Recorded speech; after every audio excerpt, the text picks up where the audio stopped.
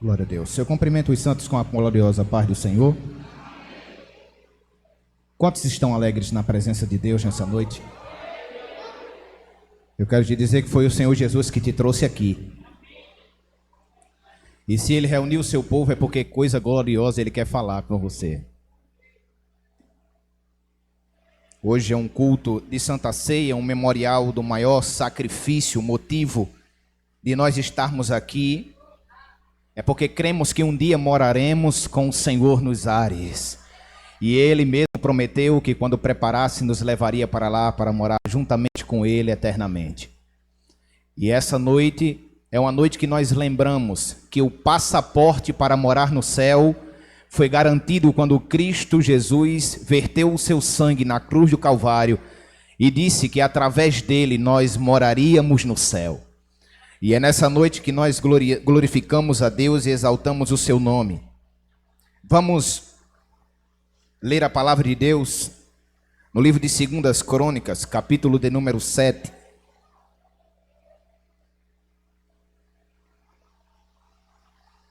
O Senhor Jesus está neste lugar, viu, irmão? O Espírito Santo de Deus está no nosso meio. Se você crê e se ligar no céu e ouvir o que Deus tem para a tua vida nesta noite, com certeza você vai sair um pouco mais apaixonado pelo Deus que você serve. 2 Crônicas, capítulo 7, versículo 1 e 2.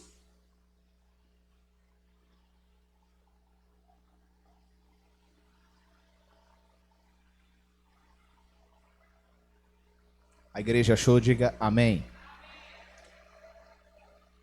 Vamos ler a palavra de Deus que nos diz assim: Tendo Salomão acabado de orar, desceu o fogo do céu e consumiu o holocausto e os sacrifícios, e a glória do Senhor encheu a casa. Os sacerdotes não podiam entrar na casa do Senhor, porque a glória do Senhor tinha enchido a casa do Senhor. Amém? Quantos creem nessa palavra? Feche os teus olhos uma vez mais, não invalidando a oração que já foi feita, mas vamos orar um pouco mais, porque eu aprendi desde o conjunto das crianças que quanto mais oração, mais poder. Quanto mais oração, você não está entendendo. Quanto mais oração, mais poder. Quanto mais oramos, mais chegamos perto daquele que tem todo o poder. Porque nós não chegamos a Deus sem ser por meio da oração. É orando que você chega perto dele. Então fecha os teus olhos, vamos orar. Soberano Deus e glorioso Pai, nós te louvamos e te bendizemos essa noite pela primeira parte do culto. Obrigado por cada louvor que foi entoado, cada conjunto que ministrou louvores ao teu nome. Me usa como instrumento nas tuas mãos, afinado e preparado para trazer aquilo que está no teu coração. Quebra toda barreira contra esta pregação, contra este culto, contra a vida deste irmão, desta irmã, desse visitante, de perto ou de longe. Obrigado, meu Deus, por essa oportunidade de estarmos reunidos, porque sem a tua presença, o que seria de nós? Obrigado, meu Deus, por tudo que tu irás fazer neste lugar. Prepara o nosso coração, a nossa mente, abre o nosso entendimento, para que tua palavra possa cair na nossa vida como uma semente, venha germinar, e que venhamos crescer na tua presença, porque é nela que confiamos, acreditamos e estamos sentindo nesta noite. Amém. Glória a Deus. Toma o teu assento, vamos meditar um pouco na palavra de Deus.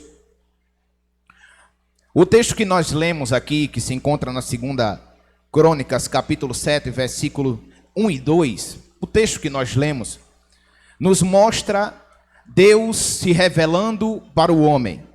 E eu quero deixar bem claro para você, se você buscar sem cessar a presença desse Deus que é todo poderoso, Ele fará questão de sair lá do seu céu de glória e ir aonde você está, fazer aquilo que você espera, fazer aquilo que você também não espera, agir onde você não pode agir, fazer o que você não pode fazer e trabalhar na tua vida de uma forma gloriosa. E eu lendo esse texto aqui, vejo que Deus se apoderou do lugar, se apoderou do templo. O templo que nós nos referimos é o templo de Deus revelou ao coração de Davi e foi construído pelo seu filho Salomão. Só que para que nós venhamos entender o texto que nós lemos, nós temos que viajar 40 anos atrás.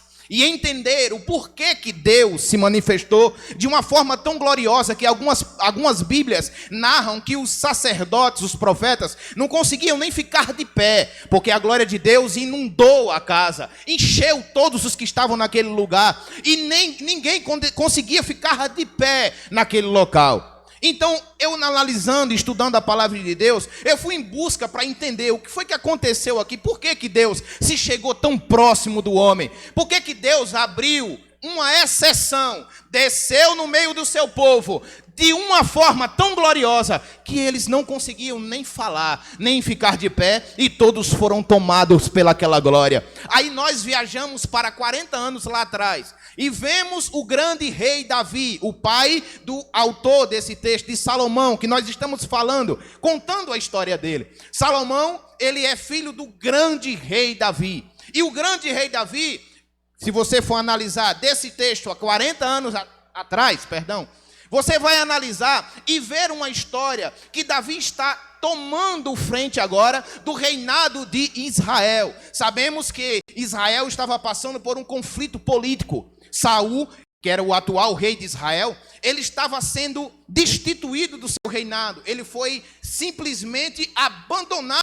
do seu reinado, retirado da presença de Deus, porque Saul inclinou seu coração ao mal, e Deus não se agradou. E agora entra o jovem rei Davi, que na sua época de reinado só tinha apenas 30 anos de idade. Ele assume um reinado que está em conflito espiritual. Quando Davi entra, se Davi fosse um homem comum, ele entraria no seu reinado e ia curtir, porque ele estava acabando de receber um reino que estava todo pronto, já estava todo alicerçado, já tinha pessoas que adoravam, exército que estava todo poderoso, exércitos que já tinha até história de grandes e poderosas batalhas que o povo de Israel tinha conquistado. Mas o povo de Israel não se contentou com a presença de Deus como seu único Deus e Senhor. E eles imprensam o profeta Samuel, o atual profeta que falava ao coração do rei Saul. E eles imprensam Samuel dizendo: nós vemos ao redor, nas nossas províncias, que todo reino tem um rei físico, um homem. Só Israel que não tem. Nós só não conseguimos ver um rei aqui na nossa nação. Vai lá, Samuel, clama a Deus e pede um rei para nós, um rei homem, que possamos apertá-lo, falar com ele, abraçar, ou até mesmo xingá-lo, porque nós não temos essa visão desse Deus que tu diz que é todo poderoso. E Samuel, sem jeito, não sabia nem como chegar a Deus para anunciar tão fervorosa e triste notícia de que o povo queria um homem como Deus, não um Deus todo-poderoso. Então Samuel chega todo desajeitado, chega para falar com Deus. A Bíblia narra que o próprio Deus se incomodou com aquela inquietação de Samuel e diz: olha, Samuel, eu já sei porque tu viesses até mim. Tu viesses pedir que eu viesse levantar um rei. Eu sou o rei de Israel. Essa terra foi eu que edifiquei. O alicerce de Israel está sobre mim. Eu instituí este povo e disse que ele era o meu povo e eu era o seu Deus. E quando Samuel chega naquela situação constrangedora diante de Deus, Deus diz para ele: olha, Samuel, eu sei que o povo te pediu para vir buscar. Eles não estão te desprezando, eles estão desprezando a mim, que sou todo poderoso, que já dei tantas conquistas, tantas vitórias, tantas batalhas eu venci por esse povo, e agora eles me desprezam, viram as costas para a minha presença. Mas tá bom, eu vou embora. Eu não habito num lugar onde eu não sou bem-vindo, onde ninguém se prepara para me receber. Eu sou soberano sobre todas as coisas. Eu sou Deus todo-poderoso. Se Israel não quer minha presença, tudo bem, Samuel, eu vou embora. Não precisa estar me humilhando a um povo que não quer minha presença. E Deus vai embora. Mas Deus não vai só em espírito. Ele deixa um sinal de que quando a sua ausência ela é percebida no meio do povo, as catástrofes da vida começam a chegar. Sem a presença de Deus, nenhum reino consegue subsistir. Pelo contrário, ele se destrói, se dissipa, se acaba. E nós vemos isso em diversas áreas da vida, até nos dias de hoje. Quando a presença de Deus sai, nós perdemos o controle de tudo. Não sabemos o que fazer. Ficamos perdidos, olhando para um lado, olhando para o outro, esperando que Deus levante um sequer profeta para dizer: eu estou te vendo, eu te amo. A gente fica com a sede na alma, esperando que Deus, Ele haja na nossa vida de alguma forma. Por quê? Porque em algum momento da nossa vida rejeitamos essa presença, deixamos Deus de lado e nos abraçamos com o homem. Cremos mais na providência humana do que na própria providência de Deus. E nós vimos que Deus sai e deixa um sinal. A Bíblia narra no livro, eu anotei aqui para não esquecer, no livro de 2 Samuel, capítulo de número 4, versículo 10, narra que a nação de Israel foi enfrentar o exército filisteu. 30 mil homens do exército de Israel foram enfrentar apenas 10 mil filisteus. Na cabeça dos israelitas, essa vitória está ganha. É 3 homens contra 1, a gente vai vencer essa batalha.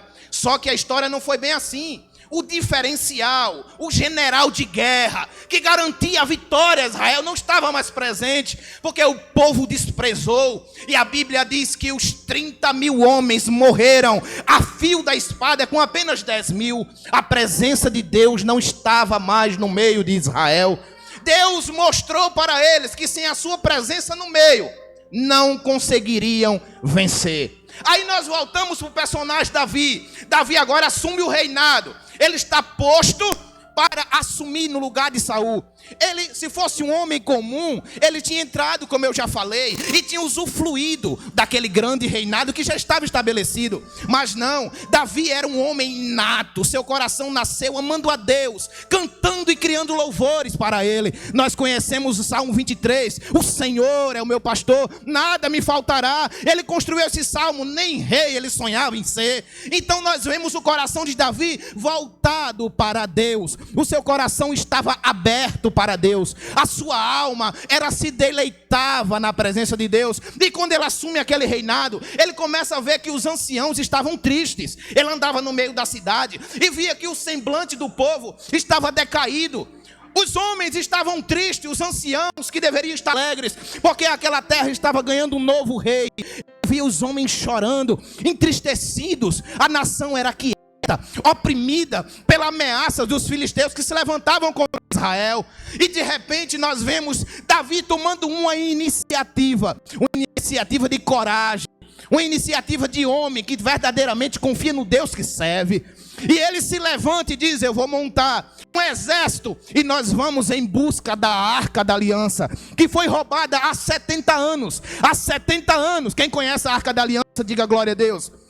Era aquela caixa gloriosa, linda, feita pelo arquiteto Bezaliel, o arquiteto de Moisés. Ele esculpiu a Arca da Aliança, aquela arca toda revestida de ouro, por dentro e por fora, feita de madeira de acácia, que tinha uma tampa gloriosa, com 2 querubins que se tocavam-se as asas, e Deus se manifestava naquela arca como a sua presença. Eu quero abrir um parênteses: Deus não era a arca, mas a arca ele usava para se mostrar presente no meio do povo. Ele aparecia com a sua glória e o povo se enchia, o seu coração palpitava mais forte, porque Deus dava a eles as direções necessárias para o povo sobreviver. Aí Davi olha no meio do seu reinado: como é que eu tenho tudo, só não tenho a presença?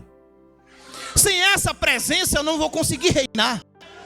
Sem essa presença ninguém consegue fazer nada. E ele junta um exército, junta 10 mil homens. Se levante e diga: agora a gente vai lutar contra os filisteus, vamos buscar a presença de Deus para o nosso reinado. E ele se levanta e vai. Foi a maior vitória que Davi teve, sua primeira batalha. Ele desbaratinou o exército filisteu e conseguiu encontrar a Arca da Aliança. E ele traz no caminho, a Bíblia narra que no caminho a arca vinha sobre alguns bois velhos. E no caminho a arca tomba. E quando tomba, um jovem chamado Uzá põe a mão para que a arca não tombasse e caísse. Mas a Bíblia diz que ao tocar naquela arca, ele morreu na hora. Porque a ordem foi dada pelo próprio Deus.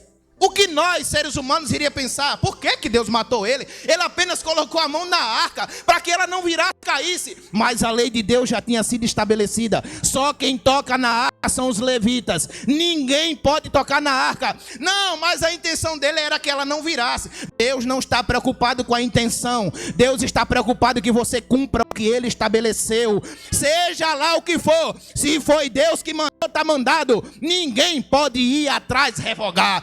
E ele foi, o jovem Uzá, põe a mão na arca e ele é fulminado na hora. Davi olha para aquela cena e diz: oxe, o que é que está acontecendo?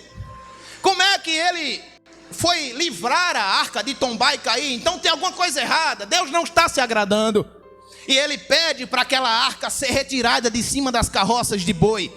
E diz: agora vai ser levada. E agora, Davi, o que é que nós fazemos? Vocês vão agora sacrificar.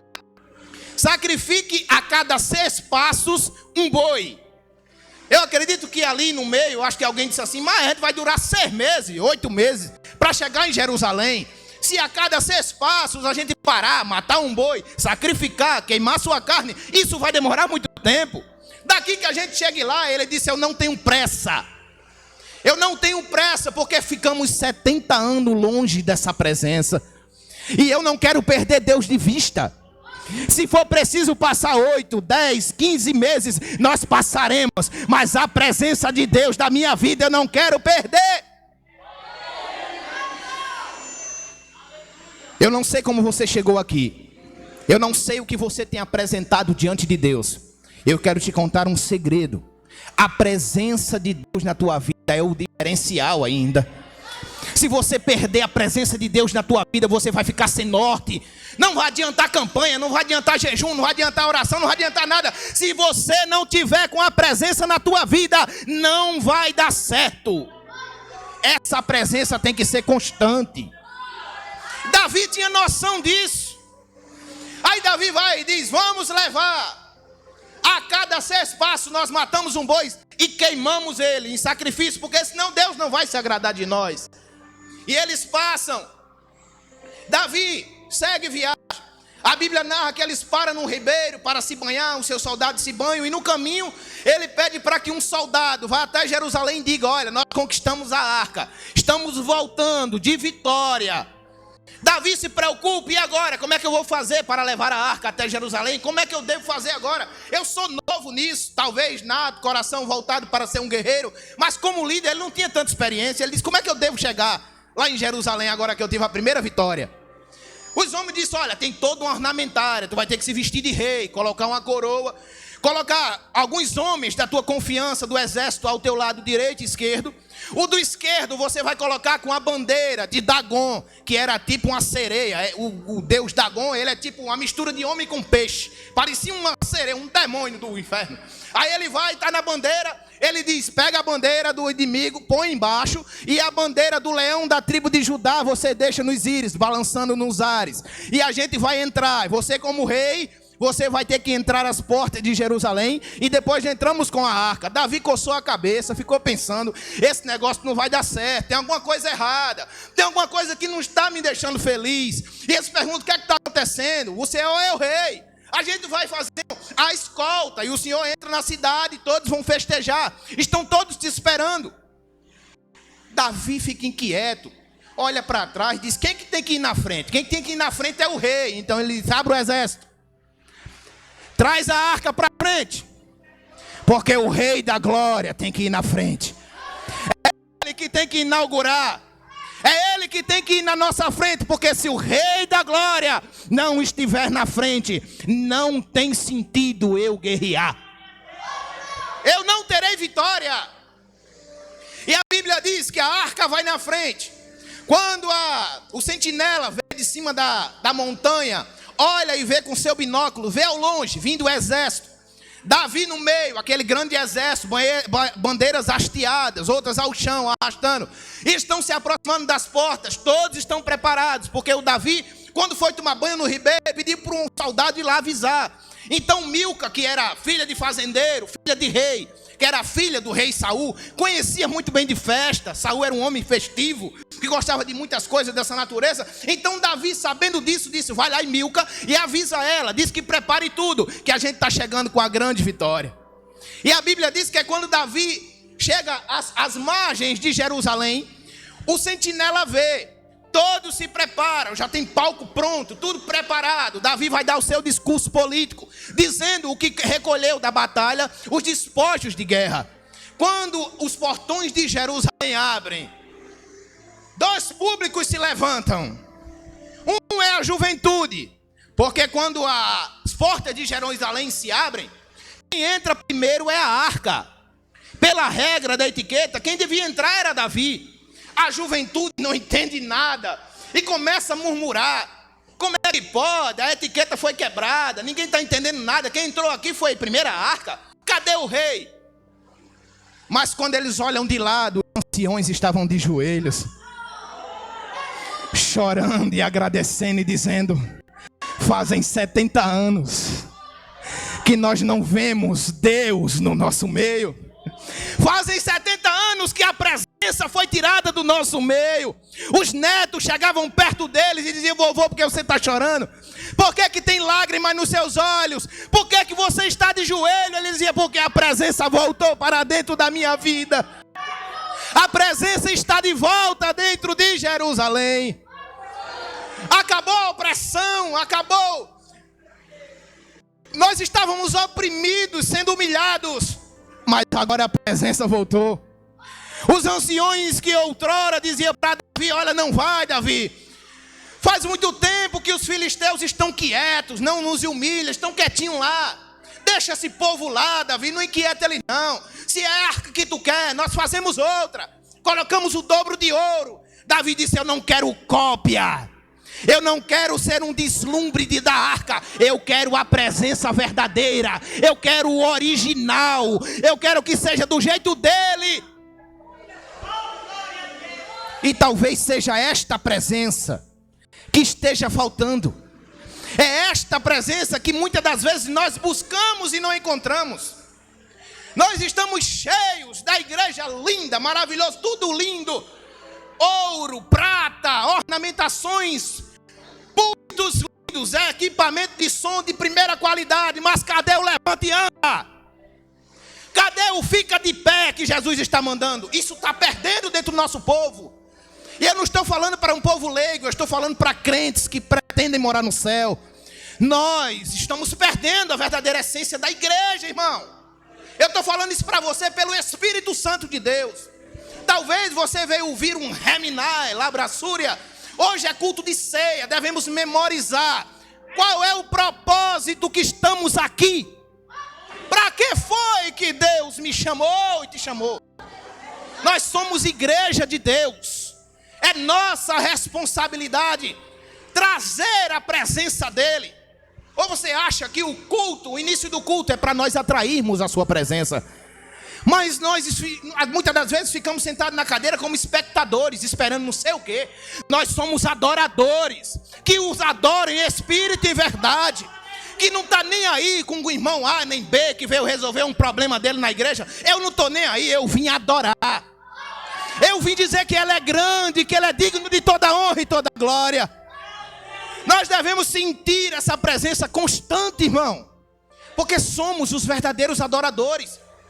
Ninguém na terra consegue adorar melhor do que a igreja, a noiva do Senhor. É o único povo na terra que quando canta e louva, ele inclina o seu ouvido para ouvir você louvar. Então você tem deixado que muitas coisas têm impedido que esse louvor seja entoado. Davi sabia que se não fosse a presença de Deus, ele não conseguiria viver nem reinar. Talvez ele reinasse, mas era um reino xoxo. Porque sem a presença de Deus, nada consegue sobreviver muito tempo. Sem a presença de Deus, nós vimos que 300 mil homens não deram conta de 10. Quanto mais o exército que se levantava contra Israel. Davi cresceu ouvindo, sabendo que o Deus de Israel tinha atravessado a pé seco. Que tinha comido maná. E o único referencial que ele tinha naquele dia era a Arca da Aliança, que era a presença de Deus. Aí nós, agora, Vemos Davi entrando em Jerusalém. Talvez todos, inclusive Milca, esperava que Davi, quando chegasse ali, fosse para o palanque dar o seu discurso. Olha, nós conquistamos tanto em ouro, tanto em pedras preciosas, e conseguimos algumas armas lá, a guerra foi bastante produtiva para nós. Mas Davi não adora nada, ele fica simplesmente parado diante da arca da aliança. Porque Davi, no seu entendimento, ele olhou para cima, viu um Milca sem entender nada. Davi pede para fazer um círculo ao seu redor. E ele começa a tirar a coroa, a roupa de rei, começa a se despir. E ele põe uma roupa chamada uma estola sacerdotal. Era uma roupa de linho que eles se vestiam, só a lateral que mostrava nudez. Era um pano que cobria, só tinha um buraco na cabeça. Passava e ele se vestia e colocava um cinto, uma estola sacerdotal. Ele vai e se veste. Milca em cima, que o palácio era alto, ela tinha preparado uma festa para os maiores da época. Ela começa a questionar, dizendo: o que é que está acontecendo com meu marido? Ele está enlouquecendo. E Davi, depois que se veste com aquela estola sacerdotal, o exército se afasta. Davi vai diante daquela arca e começa a bailar na frente de Deus. Ele talvez olhasse para o povo, tinha gente que murmurava: esse rei está ficando doido, nós nunca vimos isso aqui. Saul era todo carrancudo, já Davi não, é todo espontâneo, tirou a roupa de rei. Esse cara está ficando maluco. Ele disse: vocês não sentiram falta da presença? Eu senti falta da presença. E ele começa a bailar na frente da arca. A história judaica diz que um jovem levita se aproxima de Davi e começa a bailar com ele. E quando aquele jovem se aproxima, se fosse para uma pessoa, o rei, naquele momento ele poderia ser assassinado. O exército estava todo mundo em choque, porque estava vendo Davi daquele jeito, dançando, bailando na frente daquela arca. E aquele jovem se aproxima e pede ao rei: deixa eu bailar contigo. E eles começam a bailar juntos. Quando termina o evento, todos vão para casa. O pai daquele jovem diz assim: o que é que tem na tua cabeça? Como é que tu se aproxima do rei daquele jeito? Tu poderia ser ferido ao fio da espada. Os soldados estavam prontos. Tu poderia ser morto a qualquer momento ali de lado do rei. Ele disse: pai, eu fui tomado pela glória que estava sobre Davi. Deus se apoderou de mim. Você tem noção do que é isso? Deus tomou o meu corpo e me levou para bailar com o rei Davi. Davi estava cheio da graça de Deus. Davi estava com a unção de Deus sobre ele. E aquele jovem, o pai, depois que ele conta aquela história, o pai dele disse: a partir de hoje o teu nome vai ser Asaf, porque a glória de Deus se apoderou de mim. E nasce o nome Asaf. Nós conhecemos que no livro dos Salmos temos 12 salmos escritos por Asaf, e a sua maioria foi o rei Davi. A unção de Davi, eu creio, foi passada para Asaf. Se você ler os textos dos cânticos de Asaf, que Asaf era um ministro de louvor de Saul, aliás, de Davi, e foi também de Salomão. Quando Asaf louva os hinos nos salmos, é a mesma coisa que Davi está cantando. Você não consegue identificar direito. Se não tiver um subtítulo, você não sabe se é Asaf, se é Davi. É tudo uma coisa só. A unção foi passada e eu creio nisso. E naquele momento Asaf ganha o seu nome. E a unção de Deus se apoderou dele. O tempo passa. Agora a gente acelera 40 anos para a gente voltar para o texto que lemos. O templo vai ser inaugurado. Salomão queria que para a construção do templo tudo fosse do bom e do melhor. Vinha mensageiros de fora passar preços, orçamentos de materiais que era comprado em outros lugares, em outras cidades.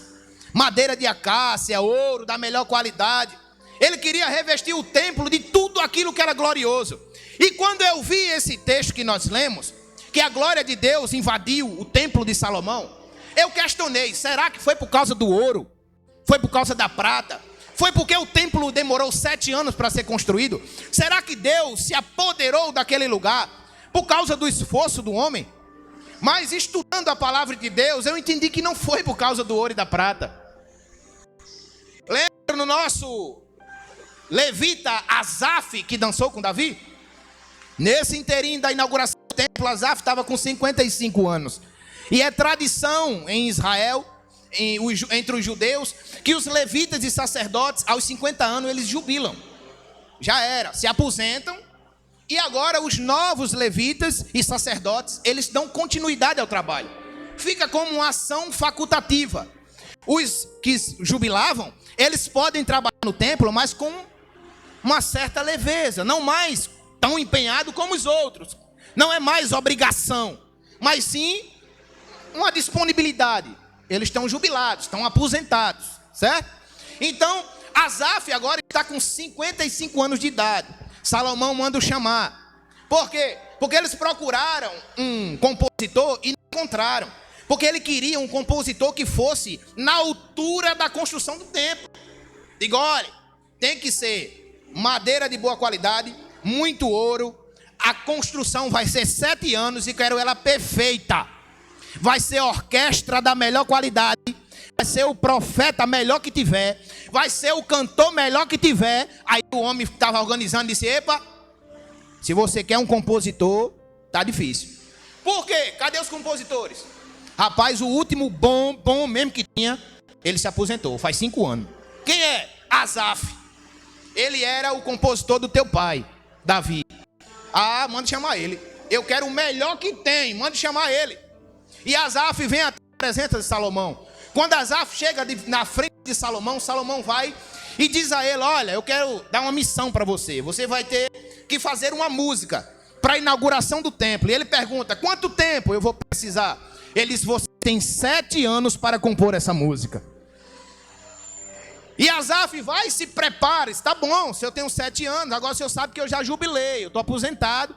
Eu vou mudar o decreto, eu quero você como compositor da música que iremos louvar. E Asaf vai para casa, 7 anos compondo aquele louvor. Chega o dia da inauguração, Asaf está pronto. Mais de 5.000 pessoas estão reunidas naquele lugar. Todos estão prontos. Salomão, todo mundo sabe, quem estuda a palavra sabe que Salomão não era muito espiritual. Salomão era prático. Ele tinha uma sensibilidade esquisita. O negócio dele não era muito espiritual, não. Eu acho que por causa disso que o reinado de Israel se desmantelou a partir dele, né, Nieto? Estudamos isso no livro dos reis e aprendemos que a partir de Salomão, Israel foi só capotagem. Está aqui os alunos da escola bíblica que estudaram junto conosco aqui. A gente ensinou para vocês isso. Israel sofreu muito por causa da idolatria, desobediência e por aí vai. E começou com ele, Salomão, quando permitiu que suas mulheres adorassem a outros deuses. Mas não vamos entrar nesse mérito. Salomão agora vai fazer a oração, a única que eu vejo que foi espiritual. Ele começa a dizer a Deus, olha Deus, que a tua mão se afaste desse lugar, que o teu poder seja sempre presente, que a tua face esteja aqui dentro do templo, que a tua glória seja sempre inundante no nosso meio. E ele começa a orar, sua oração meia xoxa, é a única que nós vemos que ainda foi com jeitinho. Talvez ele tenha enganado alguém. Ele não enganou com essa oração não, mas ele enganou alguém lá. E a Bíblia diz que ele termina, quando ele vê que ninguém dá glória a Deus, ninguém falou nada, todo mundo está xoxo, aí ele vai dizer assim, Asaf, agora é contigo. Aí o grande compositor recebe a parte. Eu acredito que, como sempre, ele vai e agradece. Eu quero agradecer o convite do Salomão, vamos fazer uma conjecturação para você entender. Eu quero agradecer, né, o convite, eu já tinha me aposentado, mas o rei mudou o decreto e para mim é uma honra servir ao filho do grande rei Davi, que eu servi muitos anos, construindo músicas para ele, que é os salmos que nós conhecemos. Então, eu quero agradecer a oportunidade. Vamos lá, estava tudo pronto. Tudo preparado para o louvor acontecer. Quando Asaf levanta os braços, vamos tirar uma pausa de dentro do templo e vamos lá para fora. 5.000 pessoas lá fora. Vou falar numa linguagem simples. Tinha menino comendo cachorro quente, tinha gente comendo pirulito, pirraia agarrado com bola de algodão doce. Dava aquela festa, uns comendo pipoca, sei lá, o que tivesse no dia para vender. 5.000 pessoas, milhares e milhares de bois, carneiros, prontos para oferecer sacrifício no grande templo de Salomão, que estava sendo inaugurado. De repente, uma criança toca na saia da mãe. Eu estou falando para que você entenda. Eu gosto de pregar assim, para você entender bem direitinho. Toca na saia da mãe. Mãe, vamos embora. Por quê, menino? Mãe, vai chover. Menino, vai chover não, está fazendo sol. Vai chover, mãe. Está vindo uma nuvem ali. Ela é do tamanho, lá vem, está crescendo. Daqui a pouco, 1, 2, 3, 5.000 pessoas começam a olhar para cima. A nuvem de Deus começa a pairar sobre o templo. O grande Asaf está preparado para louvar. Quando a nuvem paira em cima do templo, eu creio que o próprio Deus disse: se todo mundo quebra protocolo, porque Davi quebrou o protocolo. Quando levantou um exército para buscar a minha presença, mesmo sem ter experiência com guerra, ele se levantou e foi em busca da minha presença. Salomão também quebrou o protocolo, é um homem jubilado e trouxe para a minha presença para louvar o meu nome. Então, se o homem tem capacidade de quebrar protocolo, hoje eu também quebro. Eu vou descer lá. E agora eu quero descer sem escolta. Eu vou com a minha presença.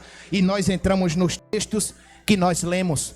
2 Crônicas, capítulo 7, versículo 1 e 2.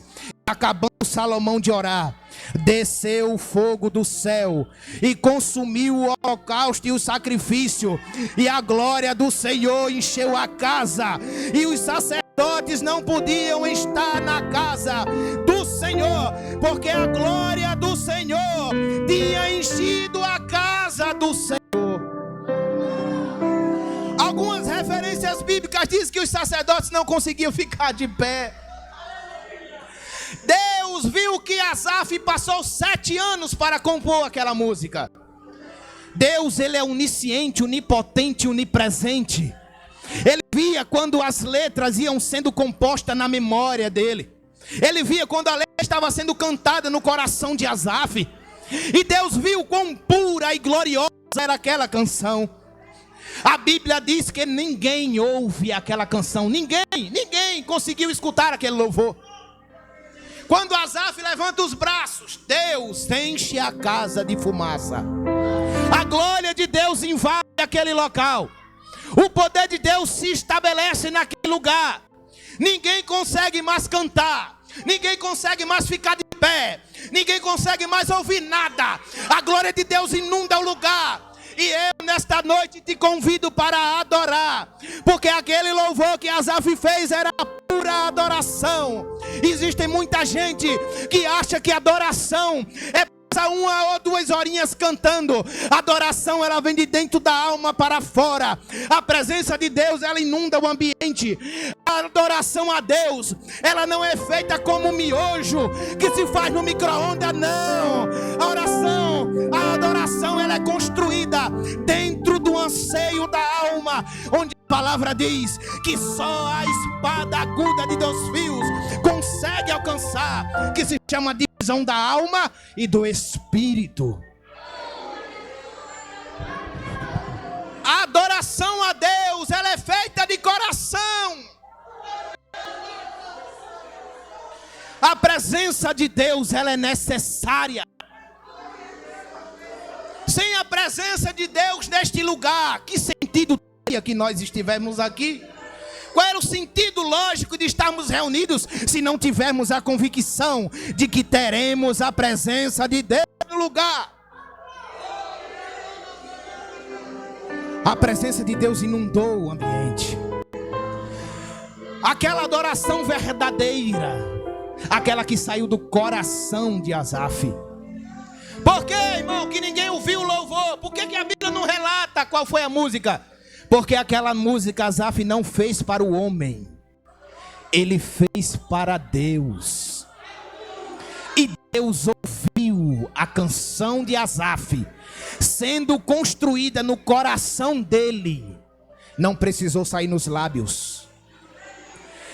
Adoração não tem nada a ver com cantar. Cantar é cantar. Adoração, você adora chorando, você adora glorificando, você adora louvando, você adora chorando, você adora jejuando, você adora fazendo bem ao teu irmão, você adora.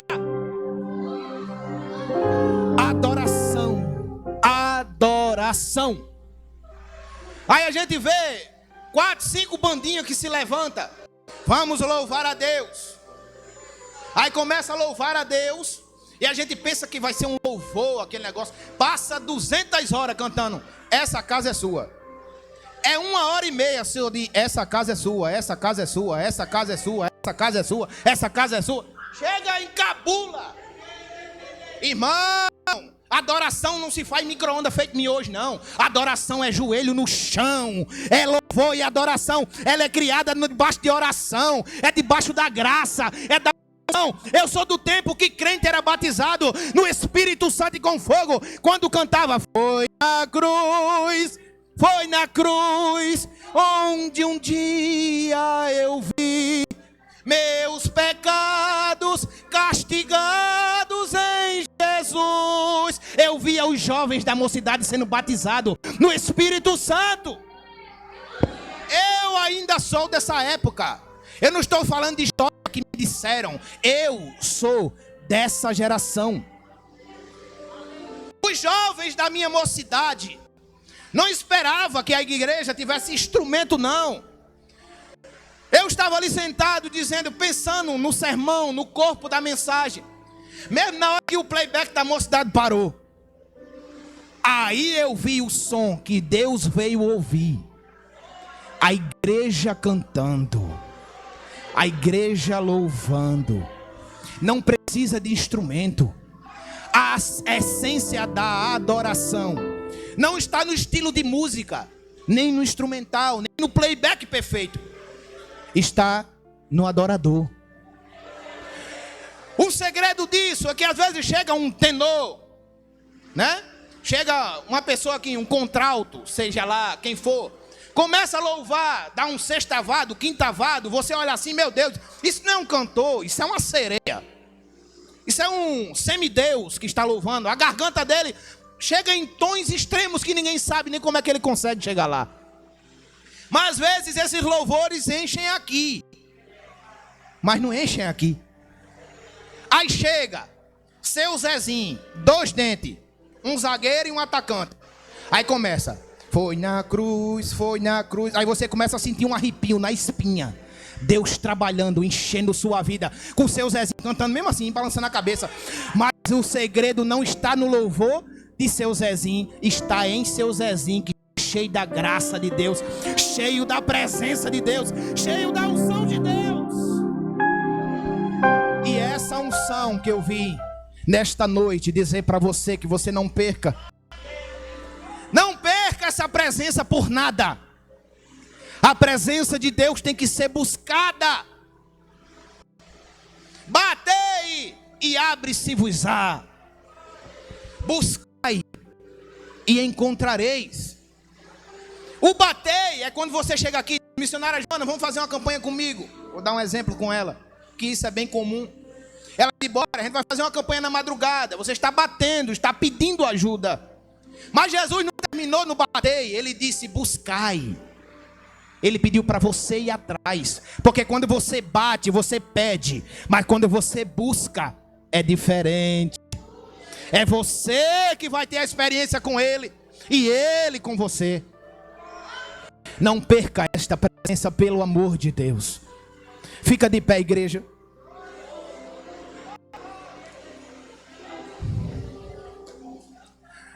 Fica de pé. Vamos orar ao Senhor. Nesta oração você vai apresentar a tua vida. Hoje é um culto de Santa Ceia. E eu quero que você apresente a tua estrutura espiritual. Eu não conheço o mês como foi na tua vida, mas o Deus que você serve, o Deus da presença na tua vida, Ele está presente nesta noite. E Ele te conhece, Ele sabe como é que está a tua estrutura espiritual, física, psicológica. Ele sabe de onde você veio, por que veio. Como está a tua estrutura? Como você veio apresentar o teu culto a Deus? Ele te conhece por dentro e por fora. Ele te entende. Ele sabe o que tem inquietado o teu coração. E você vai apresentar a tua vida a Ele agora. Em seguida estarei passando para o nosso pastor que estará ministrando a Santa Ceia. Mas eu quero que você incline o teu coração a Deus agora. em uma oração de confissão a Ele, porque Ele te conhece. E apresenta a tua vida, a tua estrutura, porque você vai participar do corpo e do sangue de Jesus. Amém? Fecha os teus olhos. Apresenta a tua vida ao Senhor agora. Deus, Tu conhece o nosso interior. Tu conhece a nossa estrutura antes mesmo que venhamos te falar.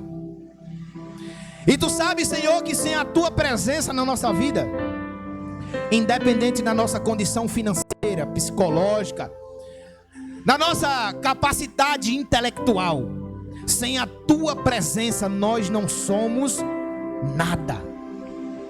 E a igreja se põe neste momento, Senhor, agora. Eles estão com as suas mentes e seus corações inclinados a Ti. E Tu, como um Deus que é todo poderoso, que vê todas as coisas, que sonda os corações, que sabe aquilo que tem inquietado a vida dos Teus filhos, que tem entristecido, que porventura tem tirado o sono de algum, que tem preocupado, Senhor, e tirado a alegria, o brilho que só o Teu Espírito Santo dá na vida. Eu quero, meu Deus, agora, na autoridade que há na Tua palavra. A Tua palavra diz que onde estiver 2 ou 3 reunidos em Teu nome, ali Tu estás no meio. E eu creio que Tu estás no nosso meio nesta noite, porque eu sinto a Tua presença. Obrigado por Tua presença neste lugar. Eu te peço, visita este coração, visita esta mente, tira aquilo que entristece e arranca aquilo que tem amargurado a alma do Teu filho e da Tua filha.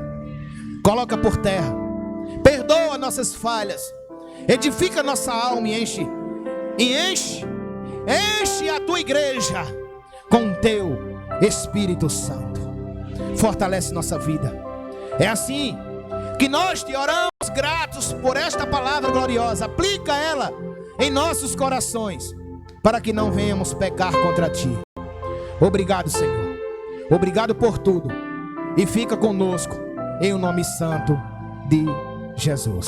Amém? Glória a Deus. Queria convidar